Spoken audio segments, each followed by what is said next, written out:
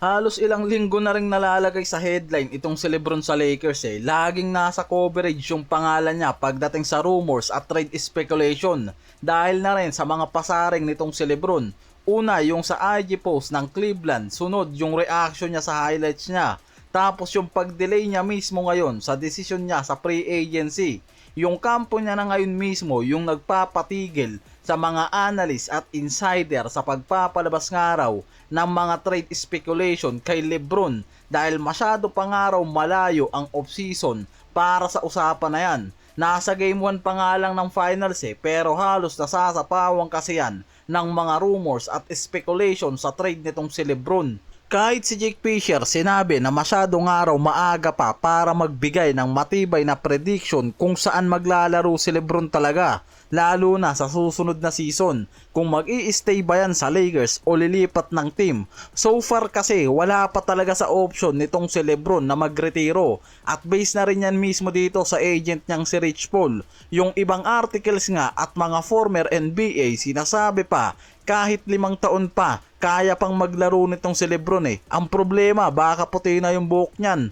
Sa ngayon kasi, dalawa yung pinaka-option nitong si LeBron sa free agency. Mag-stay sa Lakers o lumipat ng contender na team. Yung nauugnay pa rin kasi sa kanya, itong Cavaliers, New York Knicks, kung pipiliin niyang bumalik sa Eastern. Pero kung gusto niyang manatili sa Western, ang Warriors yung pinaka-potential landing spot talaga niya. Based na rin mismo sa mga report na ang Warriors lang rin ngayon yung kayang magbigay kay LeBron ng MLE o mid-level exception around 15 million. Yan kasi yung salary contract na hindi na kayang ibigay ng ibang team kay LeBron ngayon Ang Cavaliers at Knicks interesado lang sa kanya pero sa veteran minimum deal nasa 3 million lang. Kaya sinabi mismo ni Brian Windhorst na hindi niya inaasahang tatanggap si LeBron ngayon ng ganyang kalaking pay cut. Kung magpe-pay cut nga raw kasi itong si LeBron sa Lakers, halos pwedeng mapunta rin nga raw yan sa possible extension contract ni Reeves na papasok sa 40 million per year.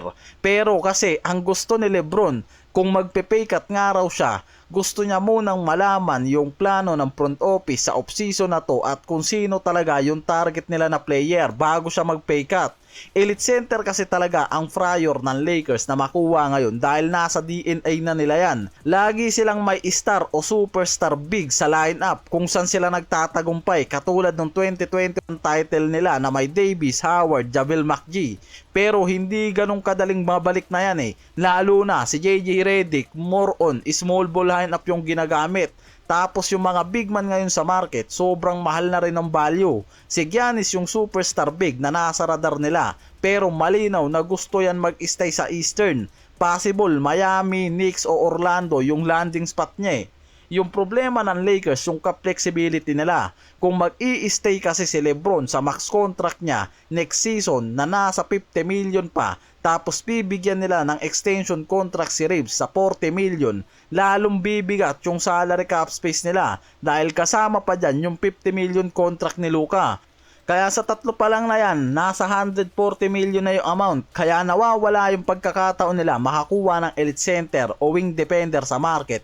Dahil sa trade market lang rin naman yung magiging paraan nila para makakuha ng center o wing defender. Dahil mas limited nga yung galaw nila sa free agency option Kung maliit na pay cut nga raw kasi ang gagawin ni LeBron, 40 million to 45 million, magkakaroon lang ng 8 million to 12 million ang Lakers sa cap space nila. Makaka-add sila ng rotation player pero hindi sapat para sa elite center o elite wing defender Pero kung malaking pay cut, around 25 to 30 million, papasok sila sa 22 million to 27 million. Possible dyan sila makakuha ng high level starter Mas maraming flexibility para sa trades at exceptions. May championship pay cut pa nga ako na nakakita dyan. Kung papayag nga raw si LeBron around 15 to 20 million, ito yung type ng pay cut na pwedeng magbigay sa Lakers ng kakayahang maghabol ng impact center at impact wing defender habang nananatili sa kanila itong si Luka at Reeves. Sa market kasi may center pa rin katulad nila Mitchell Robinson pero depende sa Knicks kung bibitawan niya na. Ang malinaw dyan itong si Robert Williams III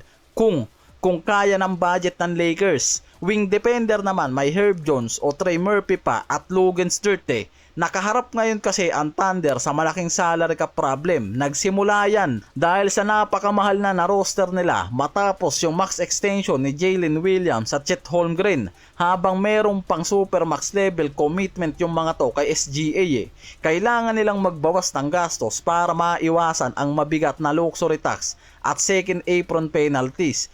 Isa si Lu Dort ngayon sa pinaka-possible apektado dahil meron siyang team option na nasa 18.2 million para sa next season.